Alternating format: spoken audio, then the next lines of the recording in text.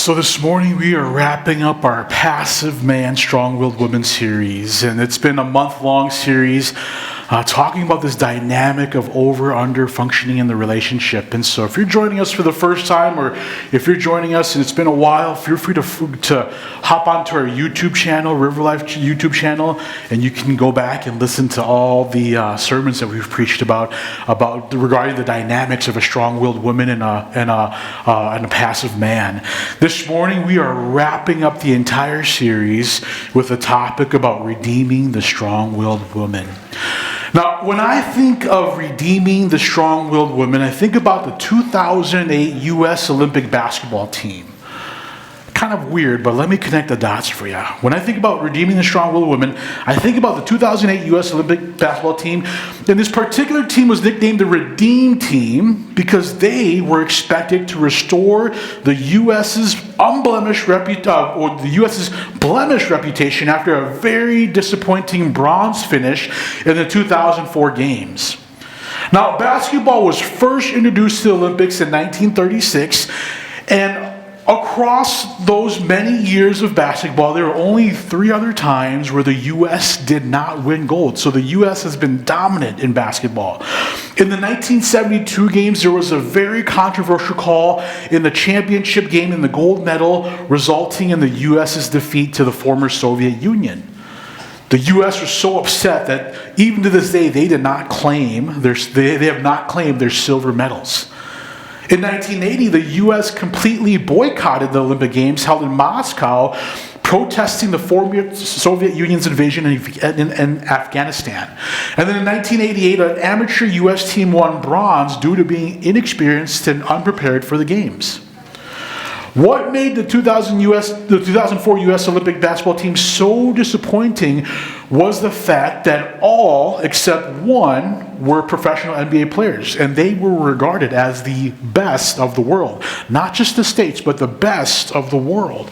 And although some of the key stars sat out due to terrorism concerns following 9/11, it was a rude awakening to the U.S. that the rest of the world was catching up to them in basketball.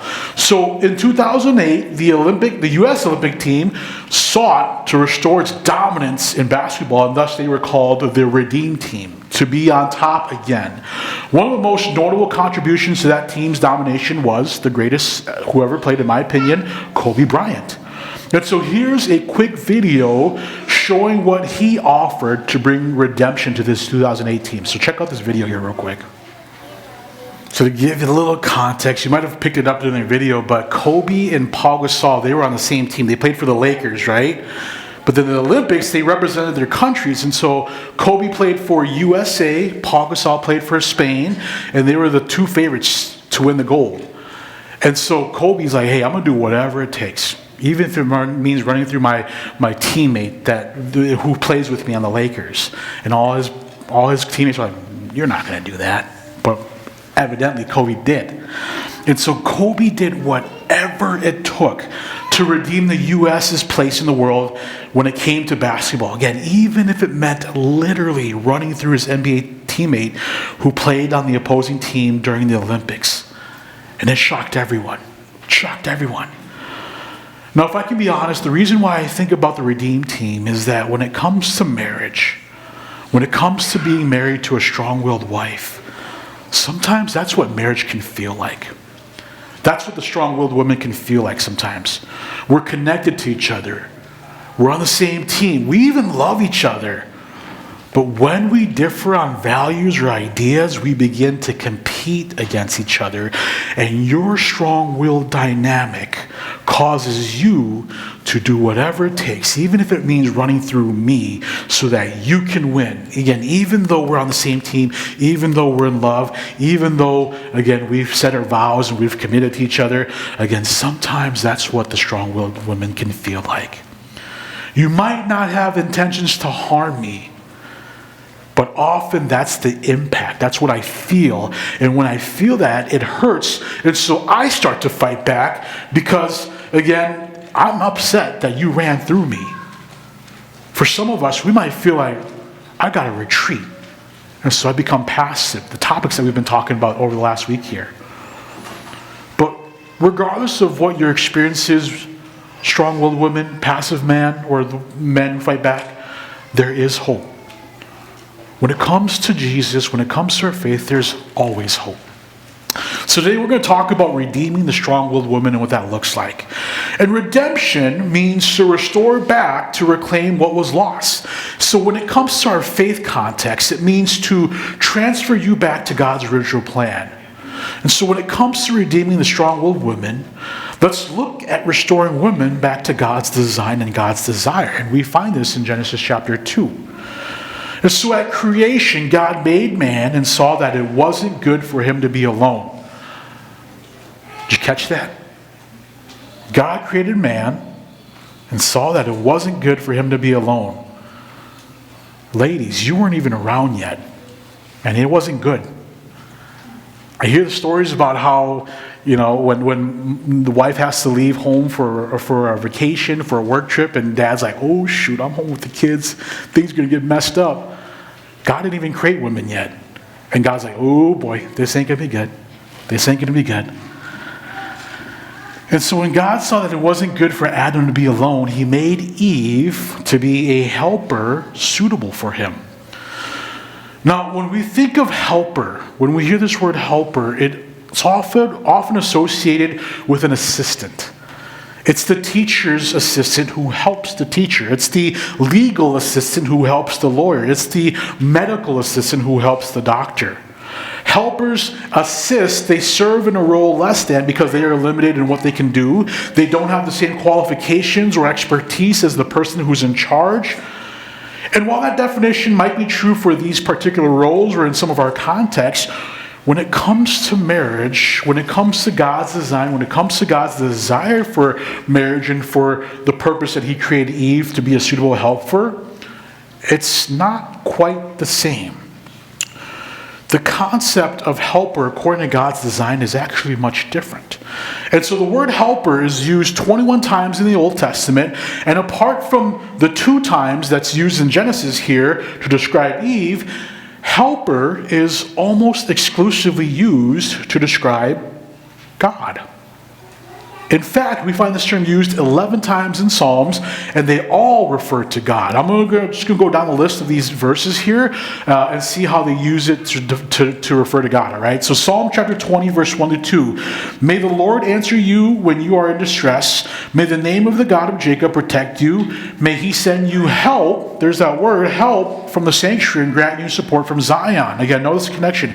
May the Lord answer you when you are in distress. May the name of the God of Jacob protect you. May God send you help.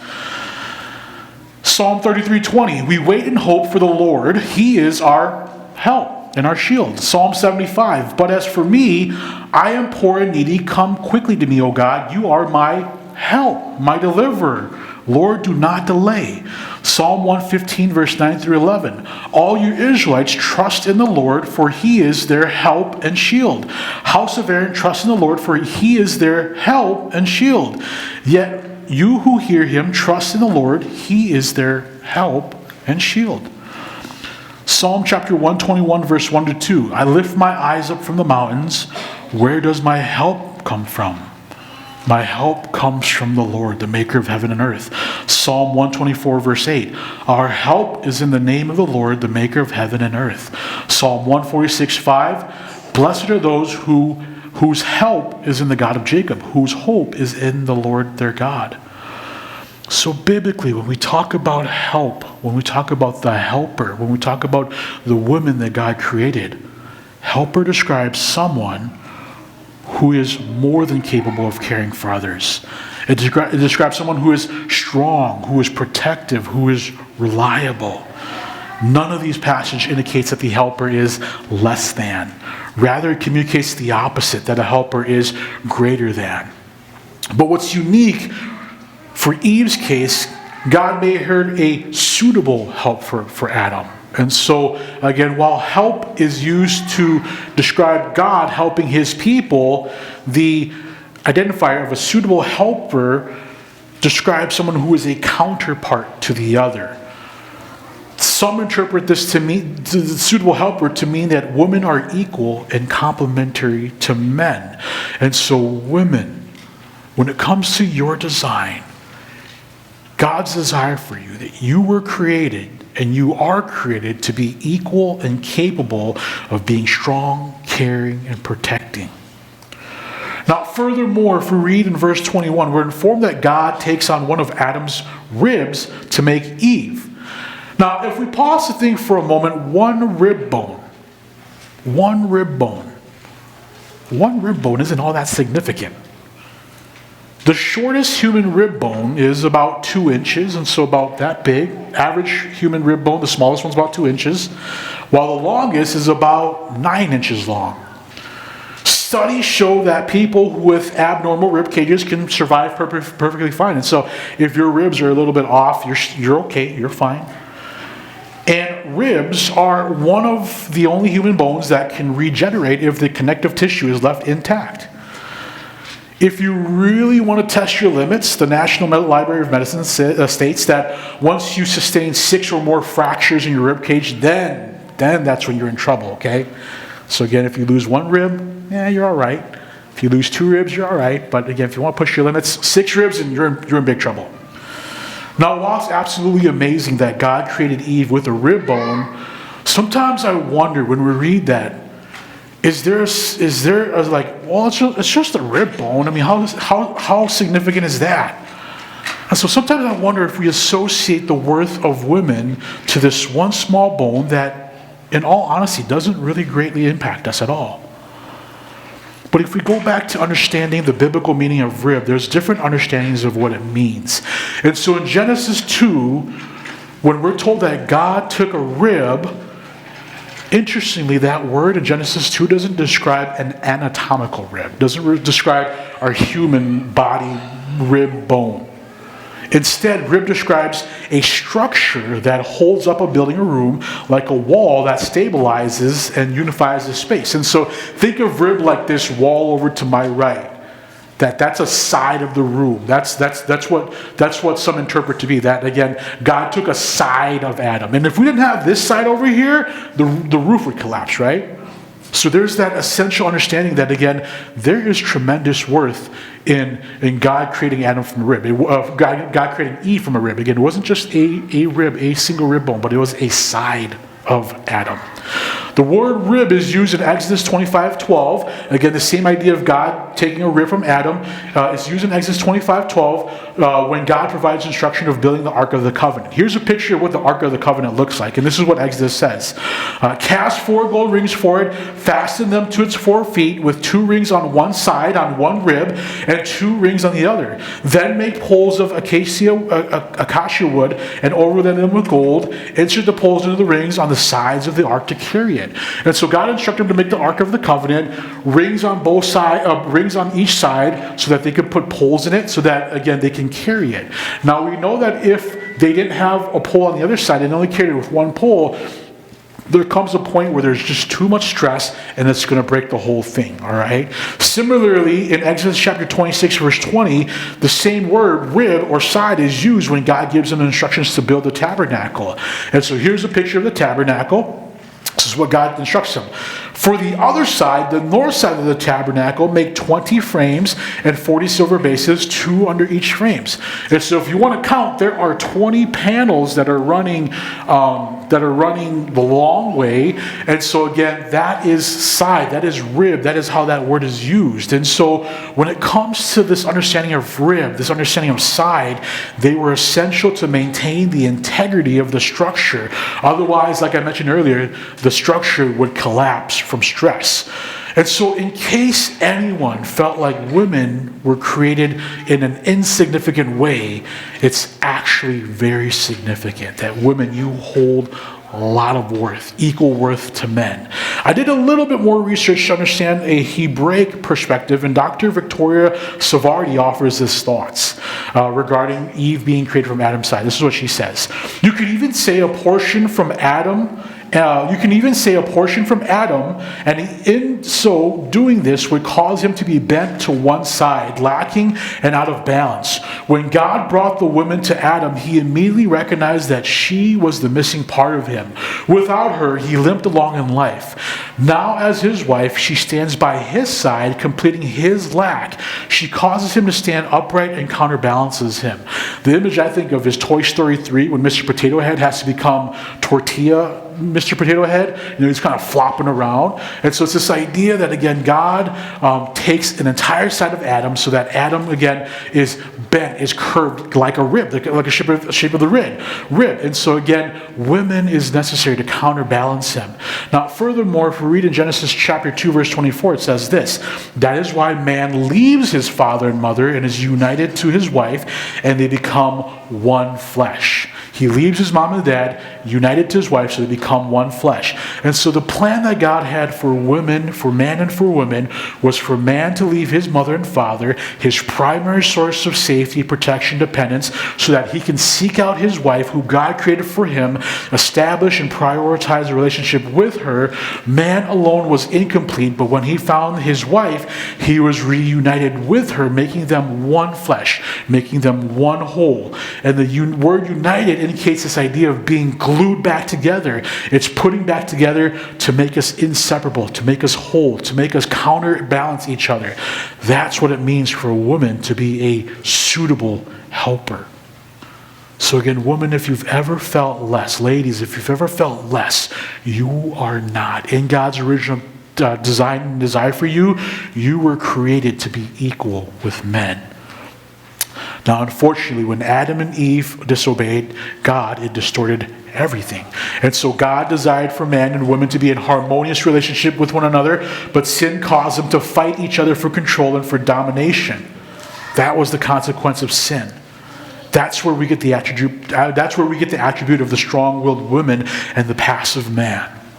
That's the impact of sin on relationships. But here's the good news: there's redemption. There's always redemption. And so when it comes to the redeeming quality of a strong-willed woman, it's this: the redeemed strong-willed woman is passionate. The redeemed strong-willed woman is passionate. Now, earlier I showed us a video of how strong-willed Kobe Bryant was. So strong-willed that he was willing to do whatever it takes, again, even if it meant running through his own NBA teammate.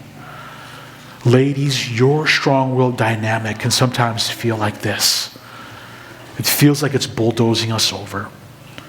It feels like it's domination by any means. Sometimes it even feels like it's disregarding our well-being, our concerns, our emotions, our needs. And maybe I'll speak on my behalf, when I experience your strong-willed behavior, it feels tiring because it can feel disrespectful, dishonoring, and demeaning. And even society nowadays has set up trends that assume that men are to be blamed for anything and everything. Your strong-willed dynamic can make us feel like the failure, can make us feel like the loser. And so, women, instead of being strong-willed, the redeeming quality is passionate. It's passionate. If I could mention Kobe one more time, again, we saw his strong-willed attitude. Again, it drove him to run into his teammate. But after Kobe's retirement, after his death, many of his teammates share stories of the intense passion that he had for basketball. Notably, after the Olympic Games in 2008, Kobe went on to win 2 consecutive NBA championships in 2009 and 2010 with Paul Gasol, the same teammate that he intentionally ran into during the Olympics. And in 20 years of his professional basketball career, Kobe's basketball career, and over hundreds of teammates, Kobe named only 4 people who he would consider a friend. Paul Gasol was one of the 4, and he was the same one that he ran into. Kobe admired Paul for his IQ of the game. Kobe admired Paul for his competitiveness. Kobe admired Paul's passion for the game. So I think that's why being passionate is the redeeming trait from being strong-willed. Being strong-willed means you bulldoze others to get what you want. Being passionate means you collaborate with each other to get what you both want. Being strong-willed means you dominate by any means necessary. Being passionate means you're willing to problem solve with others. Being strong-willed means you care deeply. Being strong-willed means you disregard other people's values, well-being, and concerns. Being passionate means you care deeply about their values, their well-being, and their concerns. Here's the difference when it comes to strong-willed and passionate. Being strong-willed often means I matter more. Only me. Being passionate means we both matter. Being strong-willed means I matter more. Being passionate means we both matter. So what does that look like? What does that look like on a practical level? Women, here's a few practical ways to be passionate. And men, I think this can apply to us as well too. And so feel free to listen in. First thing, turn winning into understanding. It's not about who wins or loses, it's about how you both win. When you disagree, respond by asking, help me understand what matters most to you in this. We each have desires. Share them with each other and honor them. God exists in an internal, loving relationship with Jesus and the Holy Spirit, and they all know and share the same desire. We were created in His image, so we should too seek each other's desire and understand what our desires are. Second, change control with curiosity. Instead of saying, we're doing it this way, try, what do you think is the best way to handle this? Curiosity invites partnership. Control creates competition. When we are curious, it creates opportunities for us to be equals. God created us to be of equal worth with the purpose to help and support each other. Third, constantly remind yourself that you're on the same team. Frame the issue as us versus the problem, not me versus you. Again, frame the issue as us versus the problem, not me versus you. Again, sin will cause us to want to dominate each other, which wasn't God's design. He created us to be in a mutual, reciprocal, and supportive relationship with each other. And so you without your spouse is not good, as God proclaimed in Genesis 2. Your enemy isn't your spouse. It's the devil. So remind yourself, we're on the same team. The redeemed trait of being strong-willed is being passionate. And so ladies, show us passion in helping us, protecting us, being united with us. God created you from our rib, our side, to stabilize us. So we need you. Forgive us for overlooking you and how God created you to function in our lives. We need you in the way that God designed you for. And so may you support us, may you help us, may you be there in our marriage and do what God designed and desired. Let's pray.